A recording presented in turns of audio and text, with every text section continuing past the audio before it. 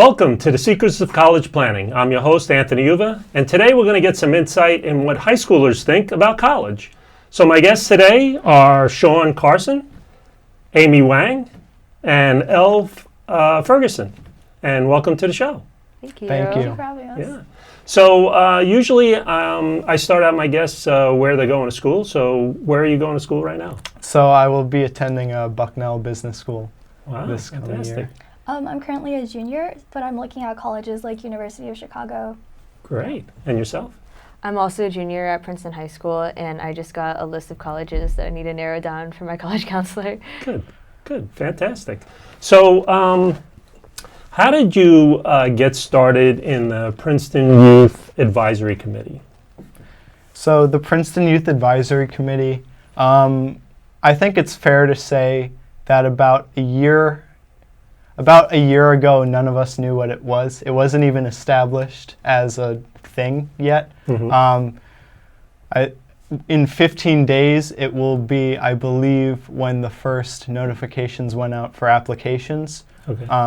And when the mayor actually decided that this was something she wanted to make. Really? So you guys are the founders of it? How did it all start? Yes. yeah, this is the first year.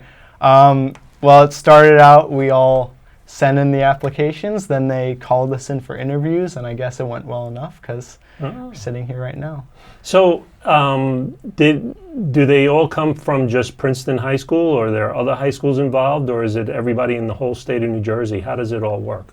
So the applicants could only be people who live in the Princeton area, so that would include Princeton High School, Princeton Day School, Hunn, Stewart, and the schools in Princeton.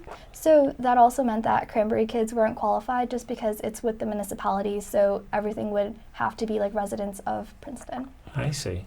I gotcha. And so what do you actually do? What kind of survey is it? Can you tell me a little bit about how the survey works? The survey for applicants? Yeah.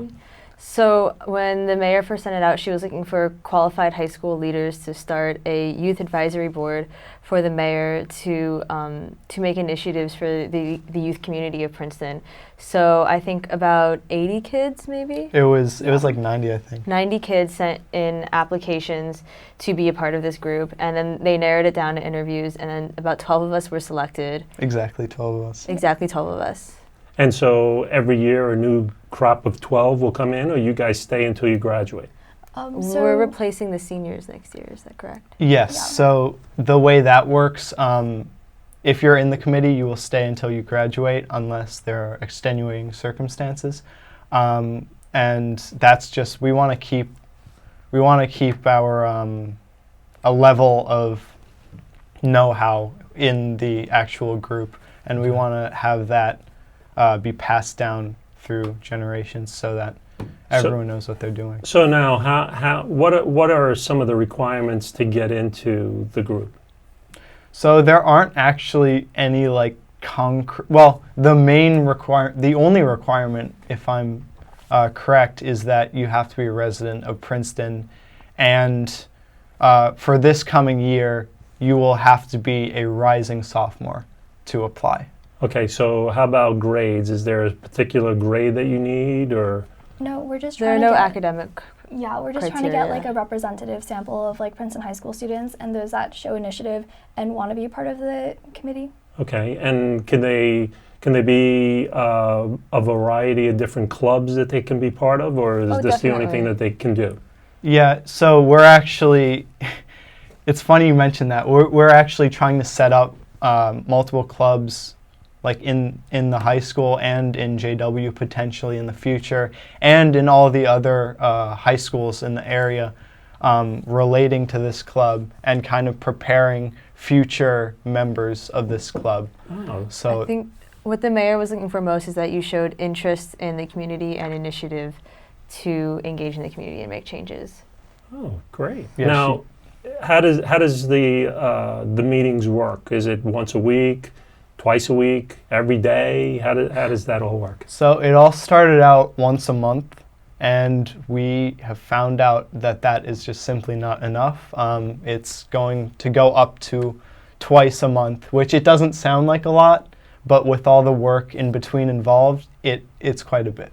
Okay. So just to anyone who's looking to apply, there is a workload, and it's expected that all members contribute. And it's not just a workload where you're told what to do and you have to complete that task. You really have to be thinking for yourself and actively what you can do to make the process more efficient and what you can do to start something that really matters. Yeah, our meetings are for 2 hours each meeting. As Sean mentioned, we're also trying to have like 2 meetings every month now. And the public is open to watching the meetings and like participating, and we actually encourage that people do come. We've been trying to like reach out to more people to get them to participate and kind of understand what the process is like, so that if they had an idea, they'd be able to reach out to us. So now, do you move from high school to high school, or is it always at one particular high school? So we actually hold our meetings at the municipal building, 400, what street is it? I don't know. Witherspoon Yeah. Street. Sorry. Yeah. Blanking. So yeah, our meetings are always there, normally room A20. And yeah, it's always from 7 to 9 on a Tuesday, normally the last Tuesday of the month. Great. So you guys brought a presentation to the show today. So you're going to go through that presentation? Yes. Is that correct? Yes, Okay, we so let's go through your presentation. What's the first slide? Okay, so the first slide, is it up? Yeah. All right.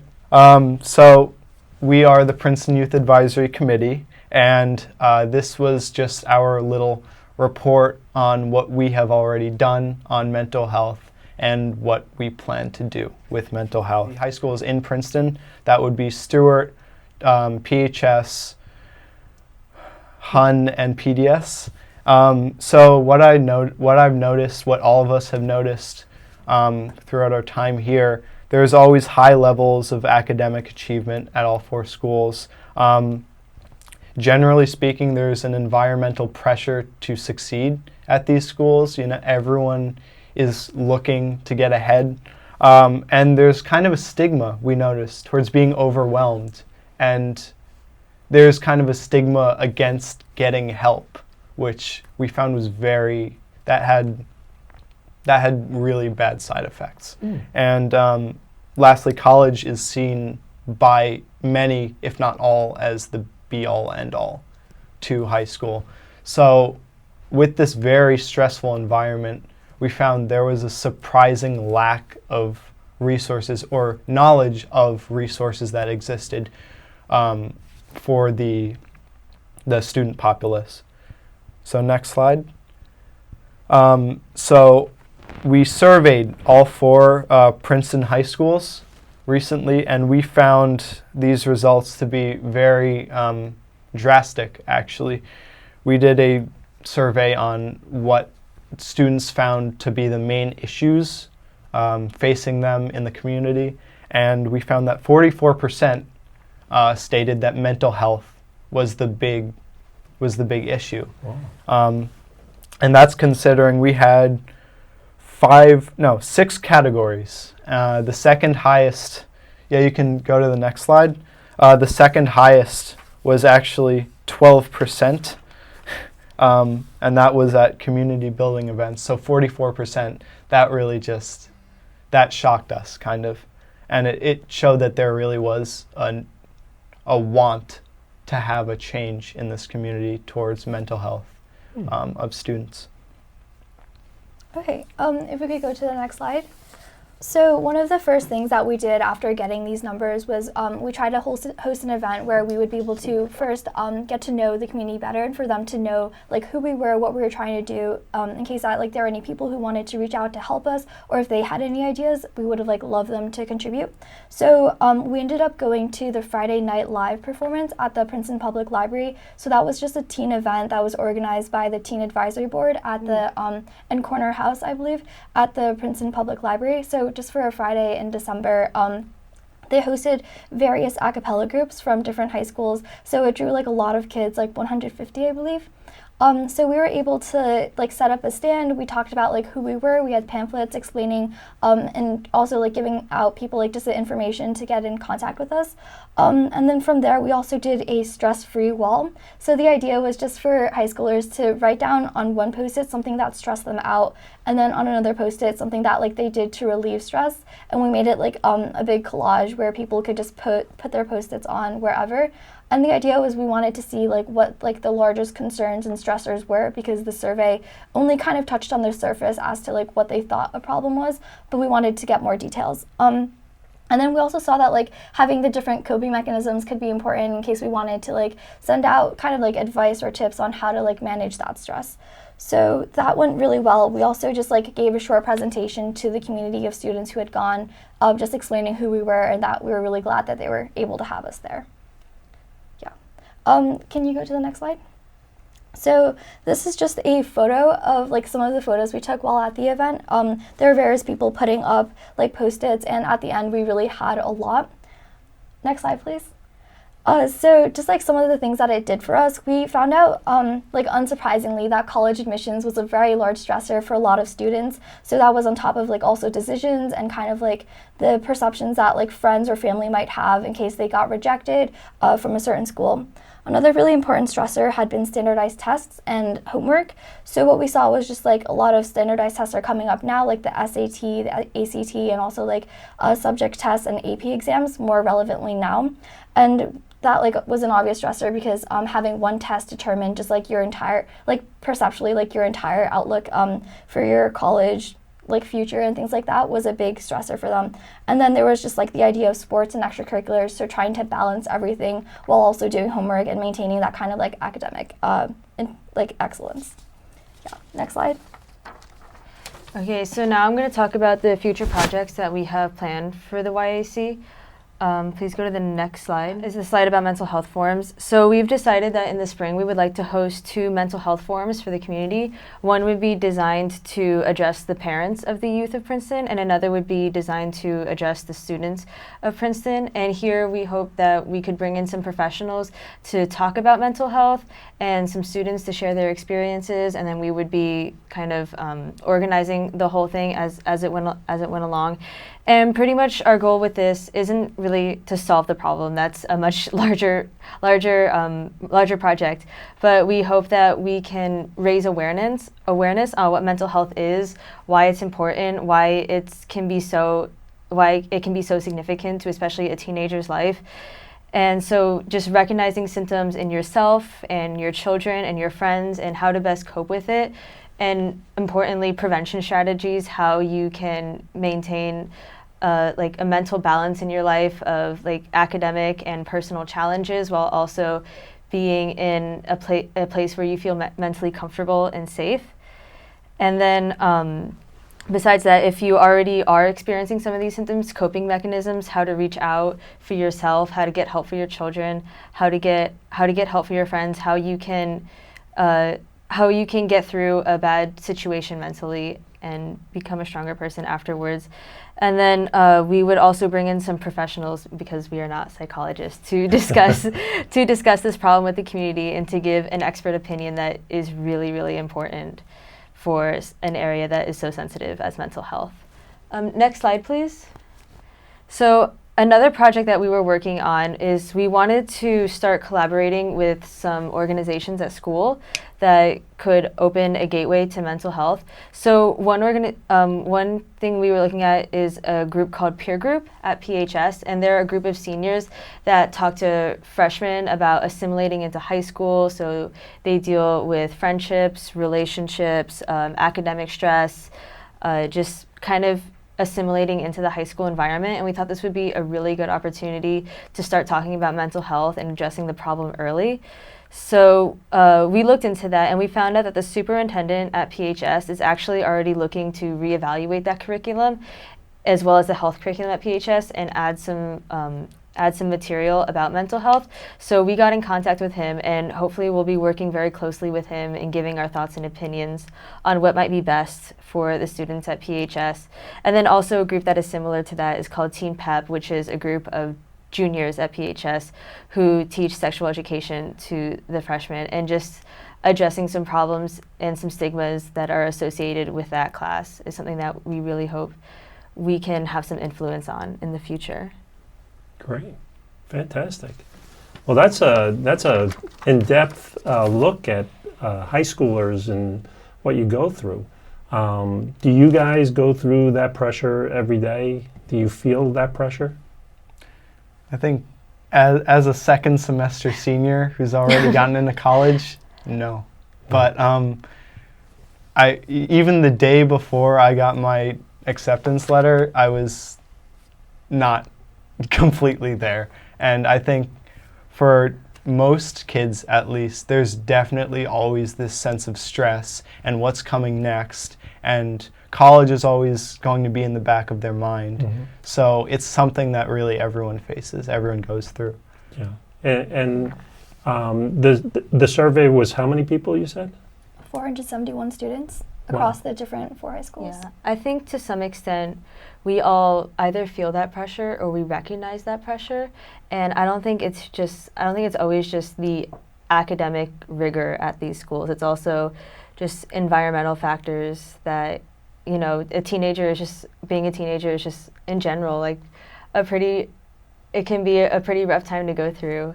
Sure. And I think that there are a lot of different ways that people can feel like a negative environment. It's pretty amazing that you guys are teenagers and you already understand that.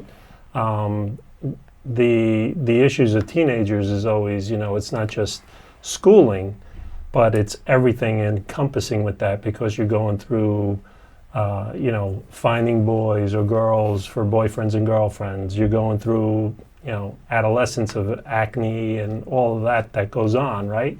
Plus then you have school, then you have sports, you have clubs. That's all bombarded right onto you.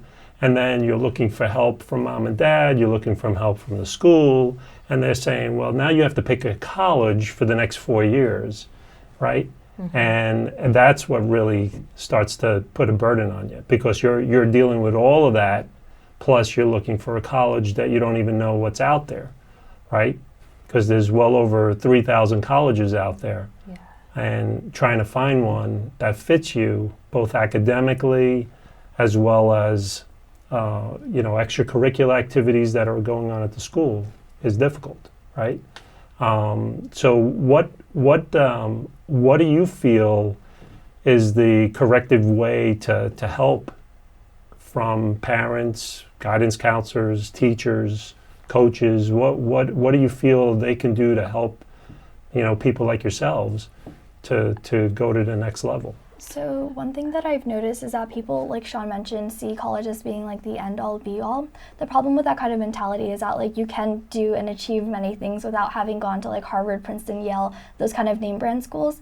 And I think that parents and like guidance counselors should definitely try to get students to see like the success stories of people who didn't go to those schools, and to show that like there is a reality that is different from like what we perceive as like going to like Ivy League as like the only way to be successful in life. Mm-hmm. So just like kind of changing the mindset that's kind of been pretty ingrained in Princeton high school schools, that would probably help a lot. And just along with that, I think that a lot of students have this idea that like the ends justify the means, that they'll do whatever it takes to get into that college. I think that students really have to be aware of what they're sacrificing and why they're sacrificing it. Yeah, Harvard sounds great, and there are a lot of great opportunities there, but is that best suited for you? Like, is that the career path that you want to follow in life? Is that healthy for you? Mm-hmm. And just to get students to know that academics don't come before their health, that their health and their comfort and their safety is more important. Yeah, one last thing. I think the most comforting thing to hear as a high schooler in this town is I had one really great teacher that he would always tell us, in 3 years and 4 years, you will be fine, and you will always find a way. You know, you're smart, you're always there, and you're all capable, and you will be where you're supposed to be, and you will be happy.